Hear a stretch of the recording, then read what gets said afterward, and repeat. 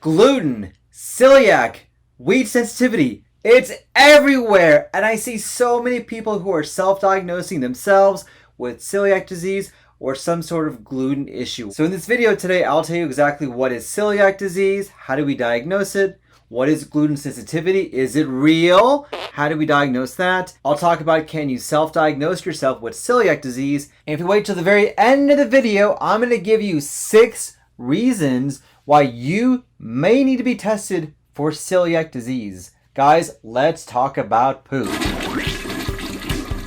Howdy y'all, Dr. Samir here, aka your poop guru, trying to give you the best tips and tricks to help out with your health. If you haven't already, don't forget to smash that like button, like, share, subscribe, turn on notifications for goodness sake, so you know when you can see me on your videos. And if you haven't already, don't forget to subscribe to my weekly newsletter. I'll put a link down below where you can get some more yummy poop tips just like this one. Celiac disease, gluten, it's everywhere. I see so many people going on a gluten-free diet and they feel so much better. And so they self-diagnose themselves with a condition like celiac disease. They come to see me and say, hey, Dr. Islam, I have celiac disease. And I'm wondering, how did you diagnose yourself with that? Well, let's talk about exactly what is celiac disease. So celiac disease is a real disease. It's not something that's a fad. It's not something that's made up. And we're seeing a rise in the number of people who are having celiac disease. And there's a couple of different reasons why. Number one is that we know there's a genetic predisposition to have celiac disease. And so more and more people who have celiac disease are doing well, having kids, and those kids are having kids. And so you see these genes being passed on and on. Number two is that there's a rise in certain changes in our environment, whether it's maybe different foods, different exposures that we're having that we didn't have in the past, or other entities going on. Number three is that there is a change in how we're eating our food. We're having more processed food, more foods with some substances that we can't tolerate, and we're seeing more gluten than ever in some of the foods that we eat. And number four, we are becoming more aware of this disease.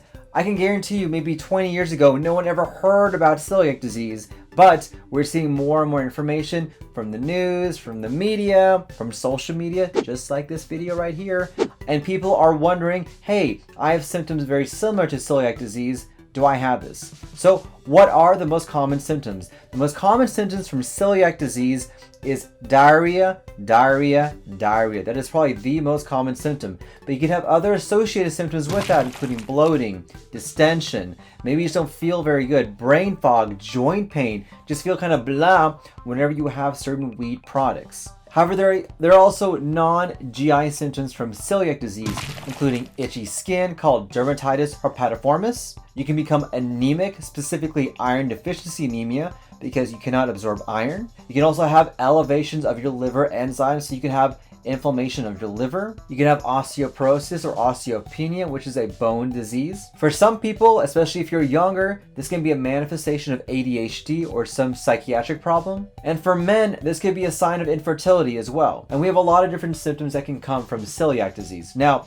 what happens when you actually have the condition is that it's an autoimmune disease in which your body actually attacks itself whenever you ingest gluten. So you have these villi that are in your small intestine just wiggling all around saying, hey, give me nutrients, give me minerals, give me vitamins.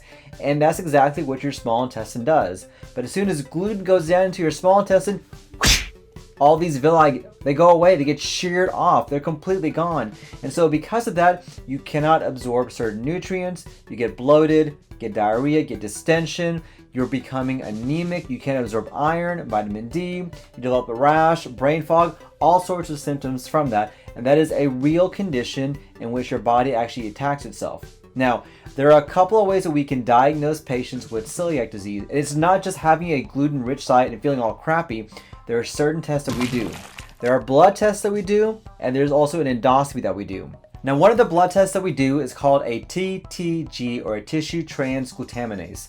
This is probably the best test that we can do to help diagnose somebody with celiac disease. Now, the important thing about a TTG is that you have to be on a gluten-rich diet. Yes, you got to eat the gluten to have a positive test, because your TTG will go low or normal if you are on a gluten-free diet. So this is why whenever I see patients who tell me, hey, I have celiac disease. Well, if you've not had formal testing, I don't know that. You have to take a gluten-rich diet for at least 2 weeks. Typically that's 2 grams per day, or the equivalent of 1.5 slices of bread. I don't know why you'd have half of a slice plus 1 slice, but that's what the data shows, for 2 weeks in order for us to have an accurate test. If you are on a gluten-free diet, it's going to be falsely normal. But that is one test that we do, because we also have to confirm that positive test with an upper endoscopy or an EGD.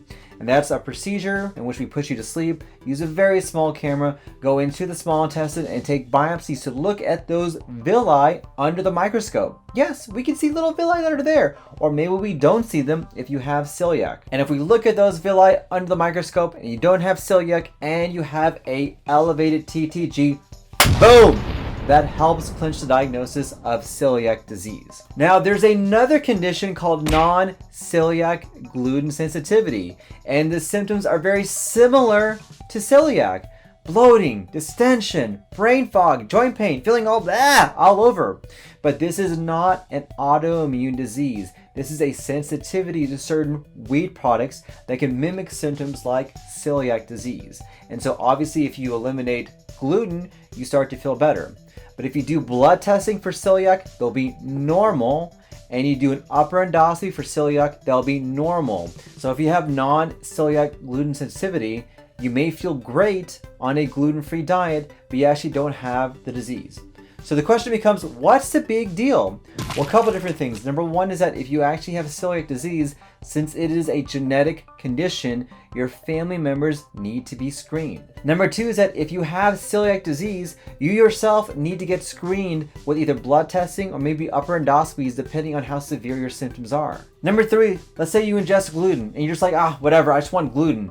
If you have celiac disease, not only will you have the gut symptoms, but you can actually start to lose nutrients, vitamin D, iron. And there is a chance with continued gluten ingestion, if you have celiac, to develop lymphoma of the small intestine, which is a deadly disease.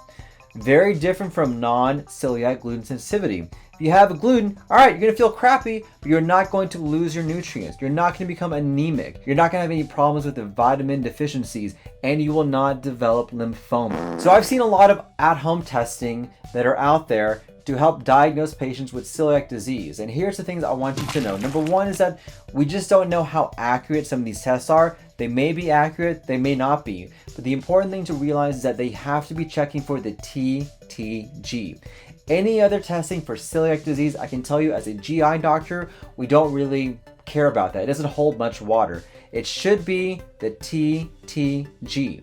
And if you do an at-home testing and they're testing for something else besides the TTG or the tissue transglutaminase, don't get that test. Now, the important thing I want you to know is that just because you have an elevated TTG, that does not diagnose you with celiac disease, because there are false positives. Yes, there are. And so if you have an at-home test, you get that test, it's checking for the TTG, it shows it to be high, make sure you get a follow-up with your doctor to see if you need to get an endoscopy, because you need both the blood test and the endoscopy, both those two confirm a diagnosis of celiac disease. Now you may be wondering, I have some gut issues. I got bloating, I got distension, I got brain fog. Do I have celiac disease? Well, you might. Here are the 6 types of people that I recommend should be tested for celiac disease. Number 1, anybody who has chronic diarrhea, especially if you've been diagnosed with IBS-D, diarrhea predominant, because there is a subset of patients who have IBS or even have diarrhea in general who actually have celiac disease as your main reason, and the treatment for celiac disease is very different from treating any other sorts of diarrhea. Number 2 is if you have a family history of somebody who has documented celiac disease, especially if it's a first-degree relative. Those people need to be screened with simple blood testing with the TTG to see if you have celiac disease. Number 3, if you have anemia or low blood count that's unexplained, a full workup has been done and no one understands why, make sure you get checked for celiac disease to see if that is a reason why you're anemic. And that alone, without the gut issues, could be your sign of celiac disease. Number 4, if you have unexplained liver inflammation, there is a good number of patients who I've diagnosed with celiac disease with only liver symptoms, and that's it. They don't have any gut issues, they feel fine, but their liver is inflamed. We checked their blood testing for celiac disease, then we did an upper endoscopy to confirm it. Boom! Got the diagnosis. Number 5, if you have unexplained weight loss or you don't understand why you're losing weight, that part of my workup is to check for celiac disease to see if you have that. And number 6, especially if you're a male, if you're having infertility issues, make sure somebody checks to see if you have celiac disease, because that is a sign of that condition. So my question of the day for you guys, what questions do you guys have about celiac disease, gluten sensitivity, gluten issues, at-home testing? Comment down below. I love to hear what you guys have to say. But thank you for watching. Don't forget to smash that like button.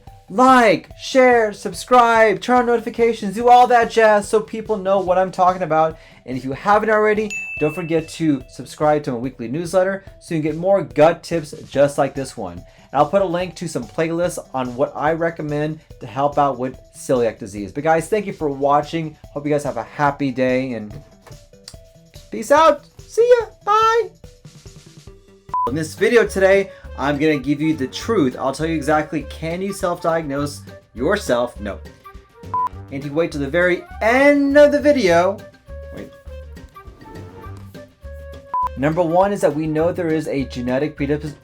We know more and more people are having kids. They're having people who, and more and more people are having kids, and those kids have celiac. Number 2 is that there is a rise in certain changes in our environment in terms of environmental issues. Number 2, you can have osteoporosis or osteopenia, which is a bone disease in which you can have osteoporosis or osteopenia, and there is a chance over long term you can develop. There is a chance over long term you can develop, and there is a chance long term that you can develop. God.